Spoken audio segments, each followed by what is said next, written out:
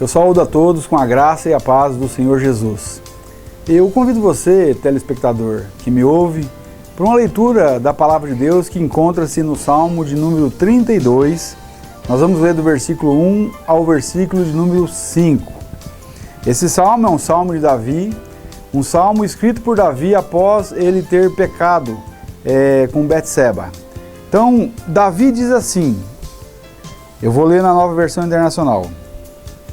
Como é feliz aquele que tem suas transgressões perdoadas e seus pecados apagados. Como é feliz aquele a quem o Senhor não atribui culpa e em quem não há hipocrisia. Enquanto eu mantinha escondidos os meus pecados, o meu corpo definhava de tanto gemer, pois dia e noite a tua mão pesava sobre mim. Minhas forças foram se esgotando como em tempo de seca. Então reconheci diante de ti o meu pecado e não encobri as minhas culpas. E disse, confessarei as minhas transgressões ao Senhor e tu perdoaste a culpa do meu pecado. Bem, olha, Deus, ele fez o homem para viver em harmonia com ele. O desejo de Deus é que o homem tivesse saúde, que o homem tivesse paz, alegria e que o homem vivesse eternamente.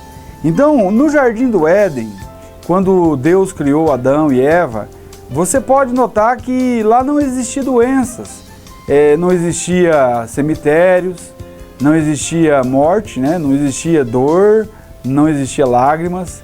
Deus colocou o homem num lugar perfeito, então não havia sofrimentos, não havia culpas, preocupações, medos, ansiedade.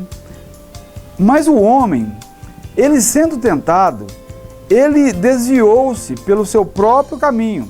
E Romanos 3:23 diz assim, todos pecaram e destituídos estão da glória de Deus. Olha, o pecado, ele nos separa da fonte de alegria e paz.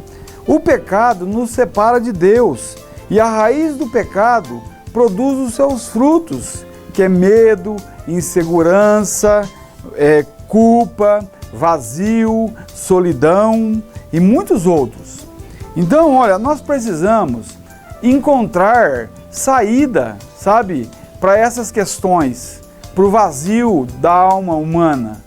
Mas acima de todas as coisas, nós precisamos encontrar saída para algo muito maior, que é a morte eterna, porque o homem, ele desviou-se nos seus próprios caminhos e ele está indo em outra direção para uma terrível condenação. E a vontade de Deus é que eu e você, prezado telespectador, alcancemos a graça que Ele nos dá e sejamos salvos para que nós possamos viver com Ele eternamente. Olha, muitas vezes o pecado é algo assim bom, que traz prazer, colocado no anzol da morte. Preste atenção, muitas vezes o pecado é algo que traz prazer à vida, colocado no anzol da morte. Então, olha, eu quero compartilhar sobre 5 fases do pecado. 5. Nessa mensagem eu falarei de 2 e na outra mensagem eu citarei mais 3 fases do pecado. Bem, a primeira fase do pecado, olha, é o prazer.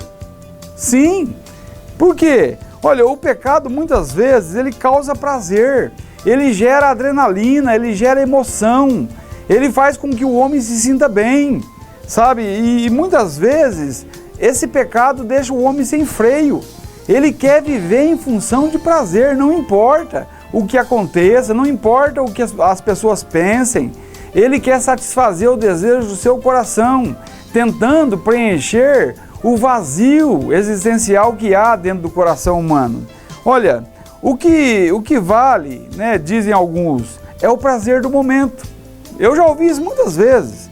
E por isso há tantas pessoas afundadas, no pecado, nas drogas, porque isso causa prazer.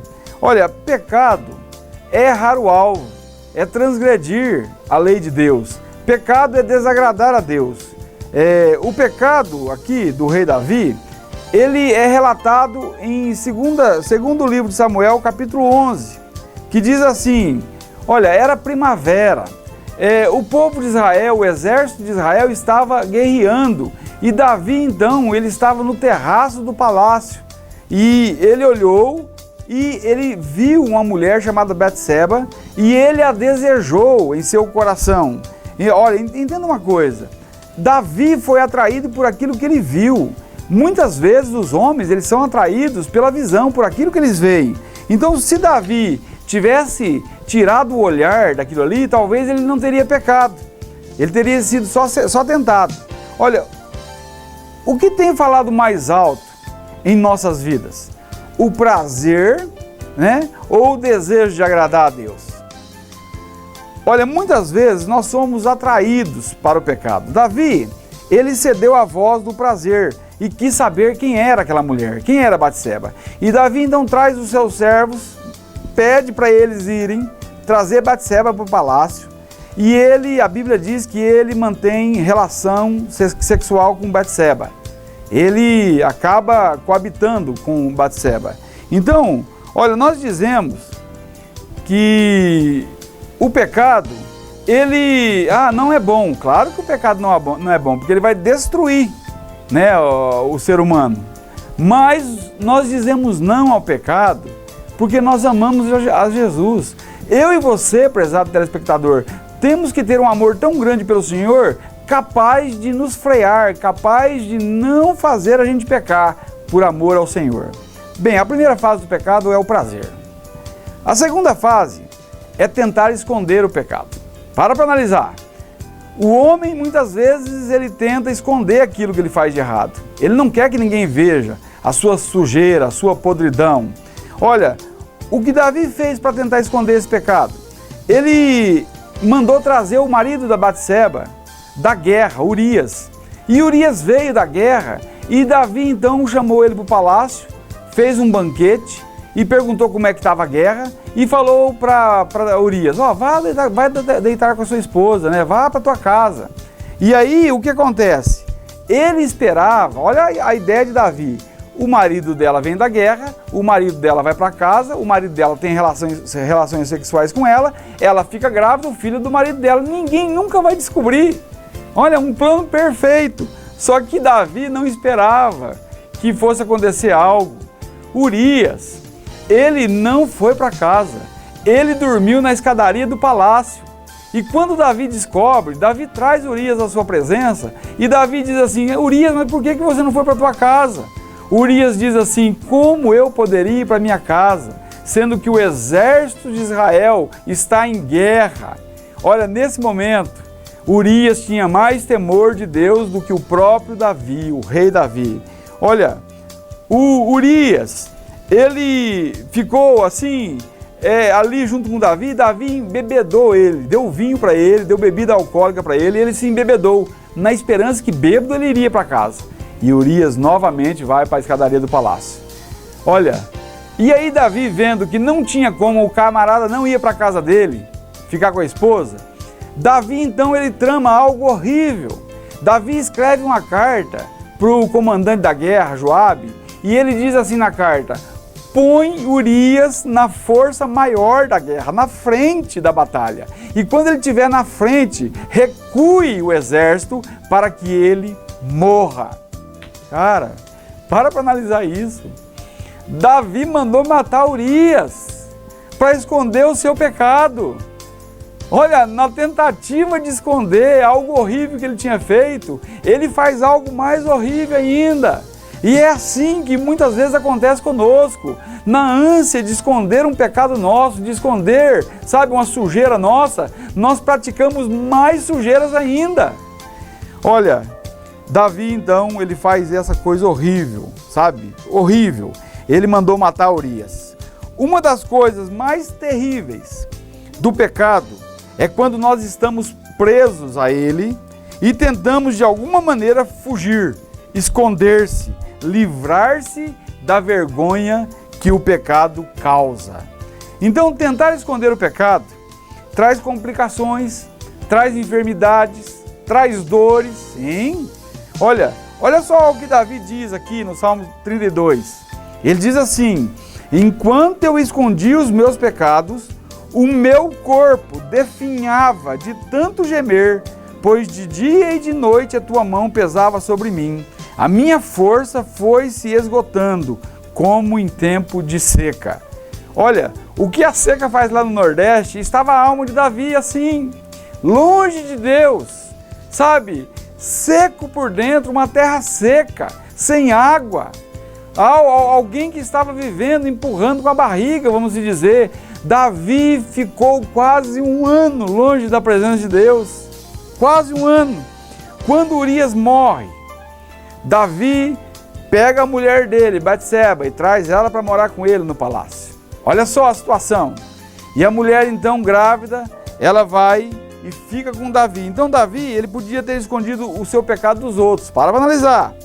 Mas, prezado telespectador, não há como esconder o nosso pecado do Deus soberano, do Deus santo, do Deus que nos criou, que tudo vê. Ele sabe o que nós fazemos. Não tem como esconder. Sabe, toda corrupção humana, Deus vai julgar um dia. Todo mal humano, Deus vai julgar. Os homens podem escapar da justiça aqui da terra, mas das mãos do justo juiz não escaparão. Não escaparão. Olha, eu quero falar de uma ilustração chamada Olha o Pato. O que quer dizer isso? Um menininho, ele estava andando na casa da sua avó, ele e a sua irmãzinha foram para a casa da avó. E ele estava andando de bicicleta. E sem querer, ele passou no pescoço de um patinho. E ele olhou e viu que ninguém tinha visto. E mais que depressa, ele catou aquele patinho, fez um buraco e enterrou o patinho. O que ele não esperava é que a sua irmã viu o que ele fez. E aí, à tarde, quando a avó pediu para a irmã, lava a louça, filha, para a avó, a menininha chegou nele e falou assim, olha, lava a louça lá. E o menininho disse, não vou lavar não. A menininha olhou para o menininho e disse, olha o pato. Aí o menininho, constrangido, sabendo o que ela tinha visto, foi lavar a louça. E esse menininho começou a ficar doente, por causa da irmã que começou a chantagear ele, começou a acusar ele, e ele não tinha condições, até que ele não aguentando mais a dor.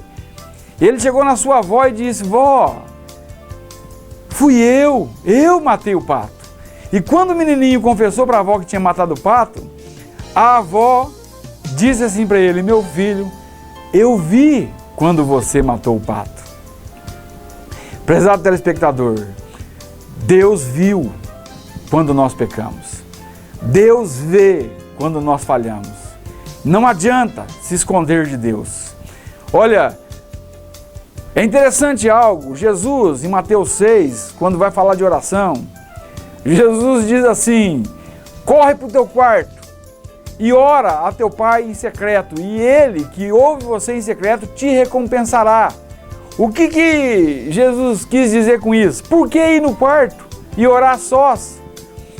Olha, no quarto, prezado telespectador, não há espaço para hipocrisia, sabe? Porque Deus sabe quem nós somos e nós sabemos quem nós somos.